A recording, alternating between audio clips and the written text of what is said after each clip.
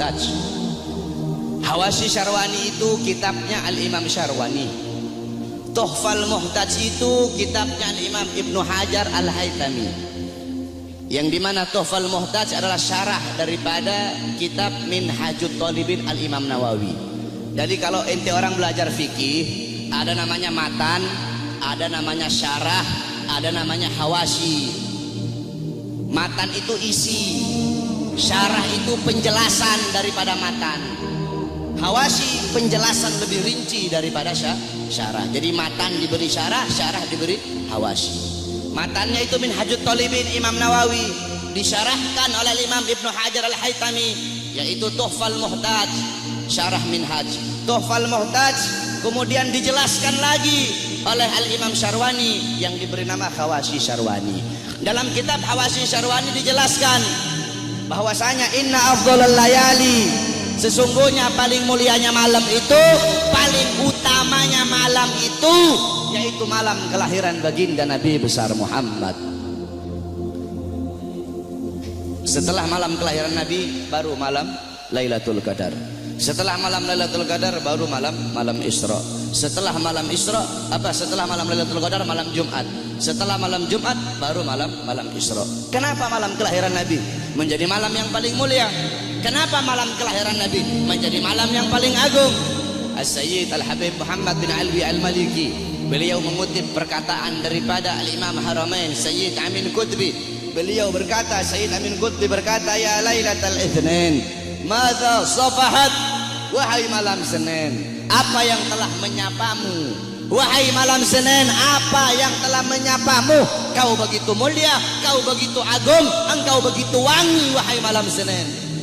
Berawal hari-hari yang mulia dalam Islam, semua berawal darimu. Adanya Idul Fitri, adanya Idul Adha, adanya Ramadan, adanya Rajab, adanya Fathul Makkah, adanya kemenangan Perang Badar, adanya Lailatul Qadar, adanya hari Jumat, adanya malam Jumat, adanya 10 Muharram, semua berawal darimu wahai malam Senin. Kenapa? Karena pada malam Senin itu lahir baginda Nabi besar Muhammad sallallahu alaihi wasallam, sehingga malam kelahiran Nabi menjadi malam yang paling mulia di muka bumi. Kenapa? Karena kalau tidak ada kelahiran Nabi, tidak akan ada Idul Fitri, tidak akan ada Idul Adha, tidak akan ada iman, tidak akan ada Islam. Makanya sampai begitu Allah memuliakan kelahiran Nabi Muhammad, karena begitu Allah ini memuliakan kelahiran Nabi, sampai orang yang meninggal dalam keadaan kafir, akan tetapi karena dia gembira dengan kelahiran Nabi, Allah ringankan azabnya dalam neraka. Dalam kitab tafsir Bidayah wa Nihayah, Al-Imam Ibnu Katsir, beliau meriwayatkan bahwasanya Sayyidina Abbas bin Abdul Muthalib pernah bermimpi berjumpa dengan Abu Lahab. Dalam mimpinya Sayyidina Abbas bin Abdul Muthalib bermimpi Abu Lahab sedang disiksa dalam neraka. Akan tetapi setiap hari Senin, azab dan siksanya Abu Lahab dihentikan dan Allah gantikan dengan rahmat. Dari jari-jari Abu Lahab itu bisa keluar air sehingga dia bisa minum dari air tersebut. Maka Sayyidina Abbas pun bertanya, wahai Abu Lahab, kenapa setiap hari Senin Allah angkat azab dan siksamu? Dari jari-jarimu bisa keluar air. Kenapa hanya di hari Senin, tidak di hari-hari yang lain? Apa kata Abu Lahab? Iya, karena dulu ketika Muhammad lahir, aku bergembira dengan lahirnya Muhammad. Aku memiliki budak yang bernama Suwaibah. Suwaibah datang kepadaku memberi kabar tentang lahirnya Muhammad. Aku gembira sehingga aku bebaskan Suwaibah. Aku bebaskan dia dari budak. Nah, karena aku membebaskan Suwaibah, karena kegembiraanku dengan lahirnya Muhammad, karena aku gembira sesaat dengan lahirnya Muhammad, maka dari itu setiap hari Senin Allah angkat azab dan siksaku. Itu Abu Lahab. Setiap hari Senin Allah angkat azab dan siksanya hanya karena bergembira sesaat dengan lahirnya Al-Mustafa. Maka bagaimana dengan saya dan kalian kalau kita bergembira seumur hidup kita dengan lahirnya baginda Nabi besar Muhammad? Oleh karena itu, saudara-saudara, kita duduk di sini memuliakan kelahiran Nabi, mengagungkan kelahiran Nabi. Ini suatu perbuatan yang mulia. Tetapi banyak juga golongan-golongan di luar sana, banyak golongan-golongan yang mulut kotornya berani mengatakan bahwasanya orang-orang yang duduk di maulid itu mereka telah berbuat dosa besar. Maulid itu adalah bid'ah dalalah. dalalah, maulid itu bid'ah yang sesat, maulid itu sumber kesyirikan, maulid itu sumber kekafiran. Banyak golongan-golongan di luar sana yang berkata seperti itu. Ini golongan-golongan yang bodoh, golongan-golongan yang goblok, golongan-golongan yang dungu, tidak ngerti kaidah fikih, tidak ngerti takhrij hadis, tidak ngerti mustalah hadis. Baru belajar beberapa tahun di Arab Saudi, pulang baru punya jenggot 8 lembar 9 lembar, sudah berani menyesat-nyesatkan orang yang duduk di majelis maulidnya Nabi Muhammad sallallahu alaihi wasallam. Saudara-saudara, kalau kita mau lihat bid'ahnya, luarnya iya bid'ah, luarnya bid'ah, luarnya covernya bid'ah, covernya ini sesuatu yang baru, tetapi intisari, lubabnya, intisari yang ada dalam peringatan maulid ini bukanlah sesuatu yang bid'ah. Tadi di maulid tadi dibacakan Quran. Apakah membaca Quran sesuatu yang bid'ah? Kau duduk di sini, kita saling makan sama-sama. Nanti selesai acara makan bareng-bareng. Dalam kitab dijelaskan Nabi Allah Ibrahim menjadi Khalilullah. Nabi Ibrahim itu jadi kekasih Allah karena 3 sebab. Pertama, Nabi Ibrahim lebih memilih perintah Allah daripada perintah selain Allah. Yang kedua, Nabi Ibrahim tidak pernah makan sendiri. Nabi Ibrahim itu kalau makan pasti bareng-bareng, pasti sama-sama. Kalau beliau cuma sendiri, beliau rela jalan kaki berkilo-kilo hanya untuk cari teman untuk makan sama-sama. Kita duduk di sini mengikuti sunnah Nabi Allah Ibrahim. Nabi Muhammad juga makannya selalu bersama-sama. Apakah ini sesuatu yang bid'ah? Tidak. Kita duduk di sini saling menyebarkan salam. Apakah menyebarkan salam sesuatu yang bid'ah? Nabi Muhammad berkata afsus salam, sebarkan salam. Kita duduk di sini saling memberi makan. Nabi Muhammad bilang wa'atimut ta'am, berilah makan. Kita duduk di sini menyambung tali silaturahmi. Kata Nabi Muhammad wasilul arham, sambunglah tali persaudaraan. Kita duduk di sini mengenang Nabi Muhammad, menyebut-nyebut nama Rasulullah sallallahu alaihi wasallam. Bukankah dalam hadis riwayat Ad-Dailami dalam kitab musnad beliau, yaitu kitab yang bernama Al-Firdaus, qala Rasul dzikrul anbiya minal ibadah, mengingat para nabi, mengingat para rasul itu adalah ibadah. Dzikrus sholihin minal kafarah, dzikrul maut minas sadaqah, wa dzikrul kubur yuqarribukum minal jannah. Kata Nabi Muhammad, mengingat para nabi, mengingat para rasul, menyebut-nyebut nama mereka itu adalah ibadah. Kita duduk di sini menyebut Nabi Muhammad, mengingat Nabi Muhammad, mengenang Nabi Muhammad, membaca sirah beliau, tarikh beliau agar bisa mengambil iktibar, mengambil pelajaran dari kisah hidup beliau. Apakah ini sesuatu yang bid'ah? Tidak. Kita duduk di sini bersolawat kepada Nabi Muhammad. Bukankah Allah berkata innallaha wa malaikatahu yusholluna 'alan nabi ya ayyuhalladzina amanu shollu 'alaihi wa sallimu taslima. Apakah salawat sesuatu yang bid'ah? Tidak. Kita duduk di sini menuntut ilmu. Saya dan kalian duduk di sini untuk menuntut ilmunya Allah. Menuntut ilmu fardhatun. Menuntut ilmu hukumnya sangat-sangat wajib. Dalam kaidah dijelaskan amrun bisyai' amrun biwasailihi. Perintah terhadap sesuatu, maka perintah juga terhadap sarana atau prasyarat bagi orang-orang untuk melakukan sesuatu yang diperintahkan tersebut. Kalau seumpama naik ke atas ini wajib, maka yang mendorong kita untuk naik ke atas itu pun hukumnya wajib. Naik ke atas hukumnya wajib. Yang dorong ente naik ke atas apa? Tangga, maka tangga juga hukumnya wajib. Kalau ente naik ke atas hukumnya sunnah, maka tangga juga hukumnya jadi sunnah. Saudara-saudara, beli baju, membeli baju hukumnya apa? Mubah. Beli baju hukumnya mubah. Menutup aurat hukumnya wajib. Menutup aurat hukumnya wajib. Kamu sedang keluar dari rumah, tiba-tiba bajumu lepas, bajumu sobek atau bajumu lepas, kelihatan kamu punya aurat, kelihatan kamu punya aurat. Membeli baju hukumnya mubah, tapi ketika itu berubah menjadi wajib. Kenapa? Karena baju salah satunya yang menjadi syarat bagimu untuk bisa tutup kau punya aurat, sedangkan nutup aurat hukumnya wajib. Bersiwak hukumnya apa?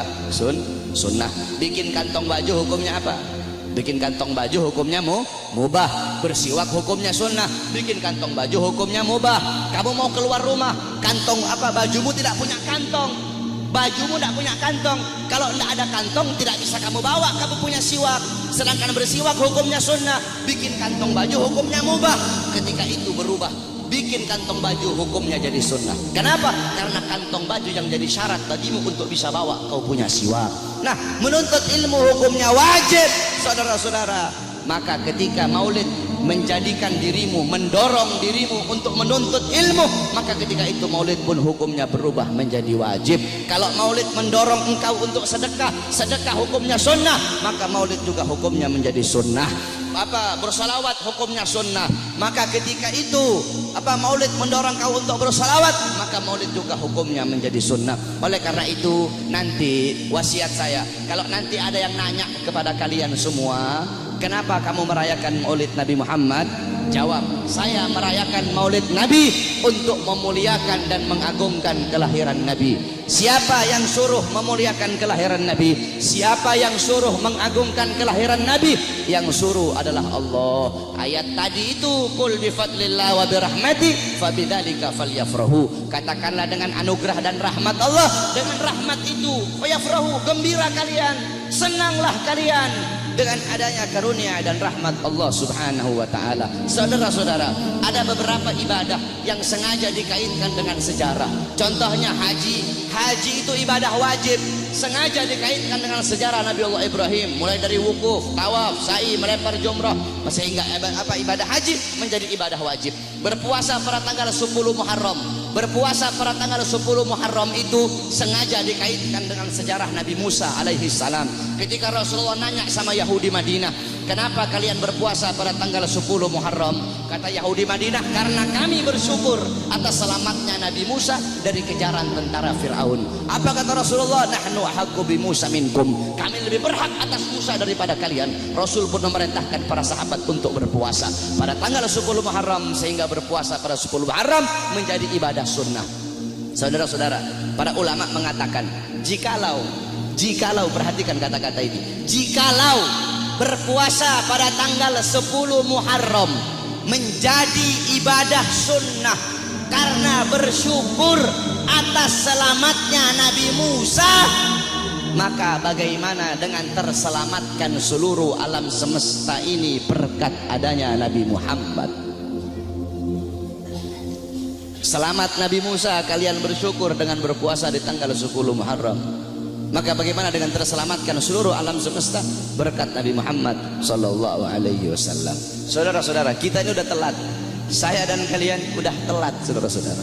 Yang pertama kali memuliakan kelahiran Nabi, yang pertama kali mengagungkan kelahiran Nabi adalah Allah Subhanahu wa taala. Tetapi Allah punya cara lain. Cara Allah tidak sama dengan cara kita. Cara kita memuliakan hari kelahiran Nabi, duduk di sini, undang para ulama, para habaib, para kiai, minta nasihat dari beliau-beliau, bersolawat, baca maulid. Itu cara kita. Tapi Allah punya cara sendiri. Bagaimana cara Allah memuliakan kelahiran Nabi? Yang pertama kali memuliakan kelahiran Nabi itu Allah, bukan manusia, bukan malaikat, Allah Subhanahu wa taala.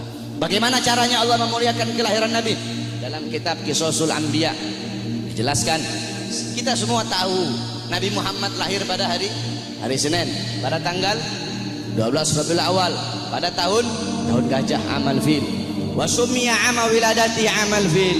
Dinamakan tahun kelahiran beliau itu tahun gajah, li'anna malikal Habasyah, karena raja Habasyah mengutus tentara-tentara yang menaiki gajah yang besar. Untuk apa? Lihadmil Ka'bah, untuk merusak Ka'bah, untuk menghancurkan Ka'bah. Tapi Allah punya rencana lain.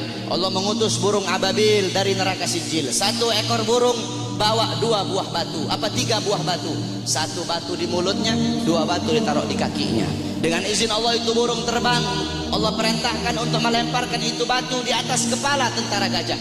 Ketika itu batu jatuh di atas kepala tentara gajah, tembus sampai ke kaki, saudara-saudara. Allah hancurkan pasukan gajah. Kenapa Allah hancurkan pasukan gajah?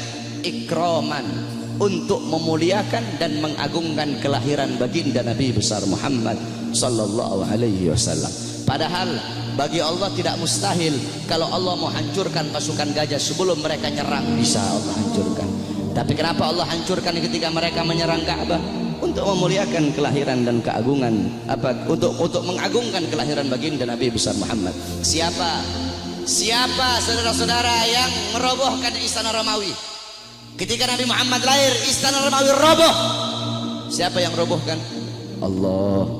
Kenapa Allah robohkan istana Romawi di hari lahirnya Nabi? Padahal tidak mustahil. Kalau Allah mau robohkan sebelum Nabi Muhammad lahir, bisa.